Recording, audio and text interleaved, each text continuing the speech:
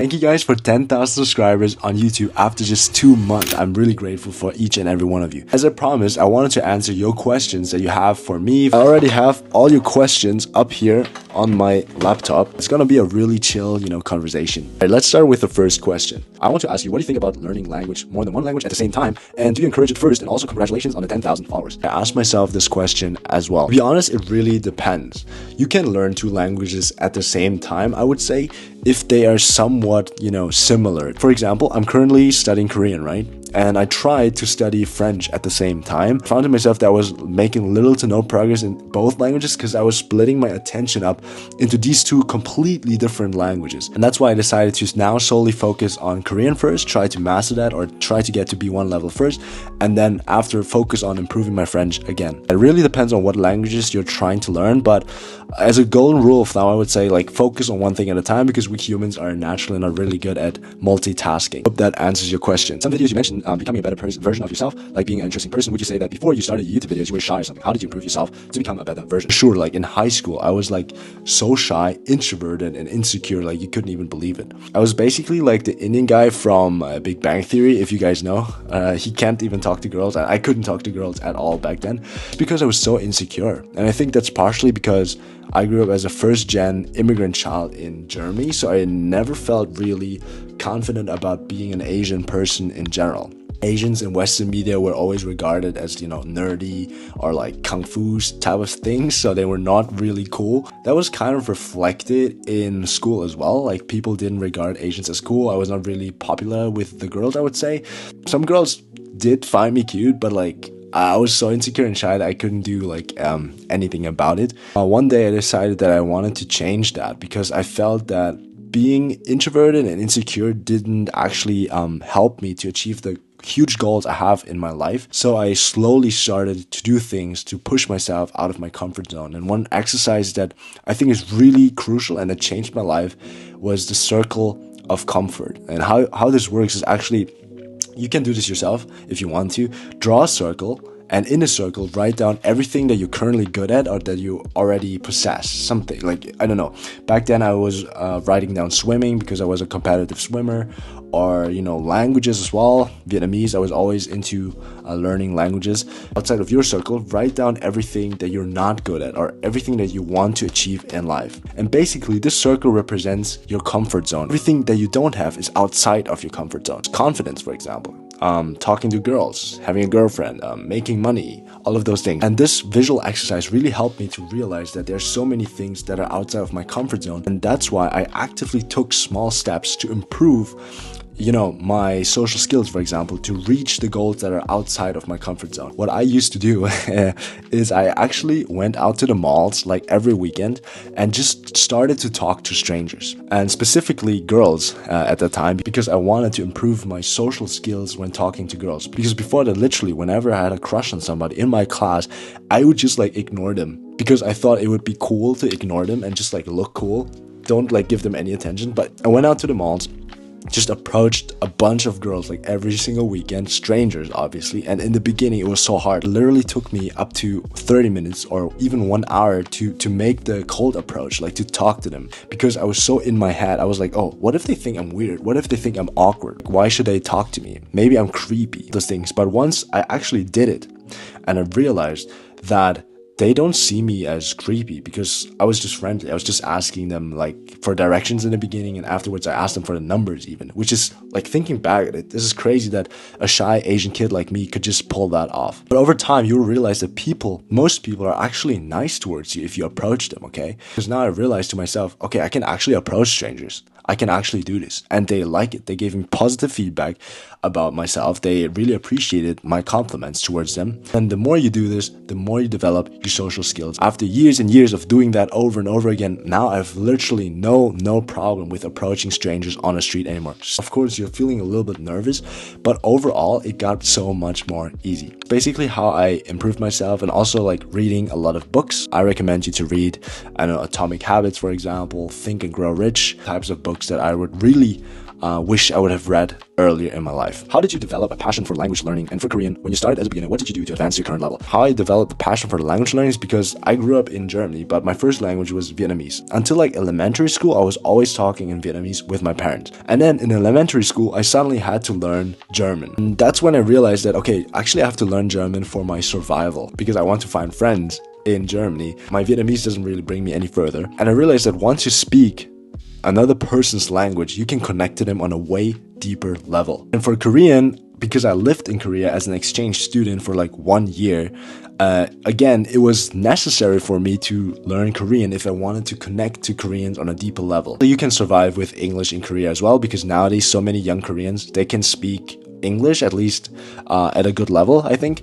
But I made myself a goal to study Korean because I wanted to connect to them on a deeper level. Things that helped me out the most were the things I talked about in this video. So if you're interested in all the strategies, I actually broke everything down, how I do it in this video. What do you think is the meaning of life and what's your purpose in life? This one is pretty deep. Obviously, I asked myself this question a lot. I'm not 100% sure that I already found the answer to myself. What I can currently say is that I live after this philosophy. I don't want to regret anything at the end of my life. Actually, I read a lot of studies about people who are on their deathbeds. They were asked, okay, now that you're close to death, what is your biggest regret in life? It was not like, I regret that I didn't work harder. No, it was mostly, I regret that I didn't spend more time with my family. I regret that I didn't take more risks. At the end of my life, I think that I would have had a fulfilled life if I would have regretted as little as possible. So whenever I'm standing in front of a decision, I always ask myself, will I regret this at the end of my life, or in 10 years, in 5 years, so forth. One of my biggest goals, for example, is to retire my parents, because I want to give them something back. They've literally worked so hard for me and my siblings to enable us such a fortunate life here in Germany, right? And also with the social media thing, I realized that actually people care to listen about what I have to say and that I have a voice. And I think that if more people could realize the exact same thing, that their voice actually matters, our world would be a better place. I want to inspire other young people, but especially Asians, because I feel like Asians in general are so insecure about themselves. I think it's because of the way we were raised, because Asian households are very strict, and also we were taught that we should always obey rules, we shouldn't talk, back to our parents, and all of those things make us very scared of taking risks, of thinking outside of the box, which is why I want to inspire other people, other young people, especially Asians, who are in the same position as I was back in the days when I was still insecure and shy. I'll actually translate her question. She wonders how I acquired so many languages. Let me give you a little time, okay? I grew up with Vietnamese, and then in elementary school, I had to learn German. Since then, I always spoke German in high school and so forth because I literally live in Germany. And to be honest, the German education system is really good, so most people in Germany can speak English really good, although they have a really thick accent. I had really thick accent as well. It was a mix of a Vietnamese and German accent. I worked really hard to overcome this accent. Still have a slight accent. I think if you're talking to native speakers, they would probably hear some sort of accent. I have a lot of friends from the United States and they tell me that my accent is pretty valid. It took a long time to get there. And then Spanish. I studied Spanish for 4 years in high school as well. Thing that I did outside of high school, all the techniques I always talk about in my videos, I actually did all of that myself. Watching a lot of shows, Casa de Papel, for example, Money Heist, I think in English. And French I also had in high school. But the reason why my French sucks is because, I don't know, for some reason, I didn't really study it a lot in high school. I didn't really care about French that much. Although now I kind of regret it because if I would have studied way more back then, my French would be at a really good level, such as my Spanish, for example. Korean, I studied in Korea, obviously, when I lived there. I can have basic conversations Korean. I understand way more than what I used to understand. Yeah. Can you talk more about your law studies, specifically after you graduate? Do you want to be a lawyer in Germany, or is it possible to study international law so you can make use of your polyglot skills? I'm curious. So in Germany, law school is basically 7 years if you're really fast. It's a really long time, but it's different than other countries. We don't have bachelor's or master's. It's called a bar exam, which is basically a state exam. After high school, you immediately enter into law school if you want to pursue the law career, right? Basically, law school is bachelor's and master's kind of integrated, which is why it's kind of long.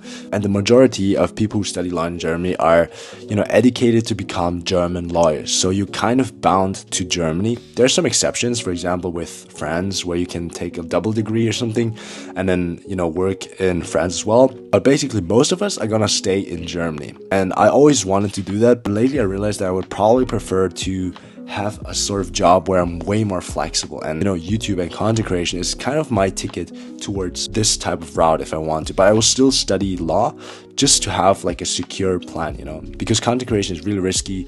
At the next moment, the platform could be gone literally. So I want to have something stable and then build my social media presence besides. And how have you learned what you know about being a successful content creator on YouTube, and what advice would you give to those of us who want to follow in your footsteps? I learned this through trial and error, and also talking to a lot of mentors who are big in the social media game. I'm very fortunate that I kind of grew and went viral on Instagram. That's why I connected to so many, famous content creators from the USA, for example, who helped me a lot with my personal branding, how to edit videos, how to tell a story, all of those things. And I'm actually currently in a process of building a course where I will teach all the knowledge that I actually learned to you guys. There will be a free community and there will be a paid community. I will actually give you access to part of my course in the paid community, in the free community as well. Our first week of my paid community will be in the free course. If you're interested in that, definitely subscribe to my channel and also follow me on my socials to stay updated on the community process. What's the most impactful lesson you've learned from your failures, and how has it shaped your journey? The most important lesson I've learned is that I don't think of it as failures, but I think of it as feedback. I replace the word failure with feedback, basically. And what that does is that it turns something negative, failure, into something positive. Because in every thing that you fail in, you can learn something out of it. For example, when I approach a girl and, she rejects me, then you could either see it as failure. Oh, they hate me. Nobody will ever love me. Stuff like that, right? Or you could see it as feedback. Maybe I approached them in a really creepy way. Maybe I should do less of the creepy staring next time. And that way you actually embrace failure. You actually go after failure. And there's some people who I met on my journey who actually try to fail at least 10 times every week. Because successful people are actually the people who failed the most. If you fail, it actually means that you took action, and taking action is the most important thing. What's the one advice or message you would give your younger self? The one advice I would give my younger self is to take more action, and not a lot of people are actually taking action. I mean, there's so many videos on, for example, learning languages, right? How many people are actually taking what people in this video preach and actually apply it to their own routine? I think it's a really small percentage. The action takers are the ones who are gonna succeed later on in life. I used to procrastinate a lot, not taking action because I wasn't really confident in my own abilities. But even if you're not confident, you just have to go for it. Oftentimes, it's way worse in our head. Like, we come up with all sorts of excuses. Again, let's talk about like talking to your crush, right? In your mind, you oftentimes reject yourself even before the crush gets a chance to reject you. So just take action, see what happens, and learn from that. How did you get in a university share journey? Well, I simply applied after being in high school, and because, the GPA for entering law school in Germany is actually not that high, because they accept a lot of people, and after the first 2-3 years, they kind of kick a lot of people out if they don't pass the exams. Because my GPA was good enough, I entered law school, and because I wasn't really bad in law school either, I got a lot of scholarships.